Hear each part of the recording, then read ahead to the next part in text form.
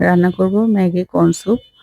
তো আমার ফার্স্টে বাটারের মধ্যে আমি কিছু সসেস, মিটবল একটু ফ্রাই করে নিব। তারপরে এই যে ২ টা ম্যাগি কর্ন স্যুপ আমি নিয়ে নিলাম, ঠান্ডা পানিতে গুলিয়ে নিব। তারপরে এখানে হচ্ছে কর্নফ্লাওয়ার দিয়ে দিব।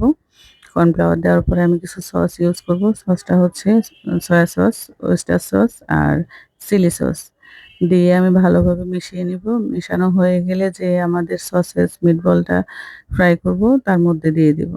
দিয়ে আমি কন্টিনিউয়াসলি নাড়বো যেন বসে না যায়। তো আমি নাড়াচ্ছি আর দিচ্ছি। তারপরে হচ্ছে দিব লেমন গ্রাস। লেমন গ্রাসটা একটু হাত দিয়ে কুচি করে তারপরে দিয়ে দিব। এটার ফ্লেভারটা একদম অন্য লেভেলের চলে যায়। তারপর হচ্ছে আমি এখানে একটু লেবুর রস দিয়েছিলাম, ওটা স্কিপ হয়ে গেছে।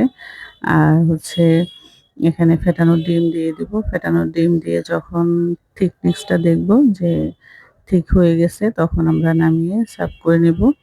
তো এই যে হয়ে গেল আমার কর্ন স্যুপ। আ এখন হচ্ছে পরিবেশনের পালা, খাওয়ার পালা। গরম, গরম কর্ন স্যুপ কারা, কারা পছন্দ করেন কমেন্ট করে জানাবেন। আল্লাহ হাফেজ।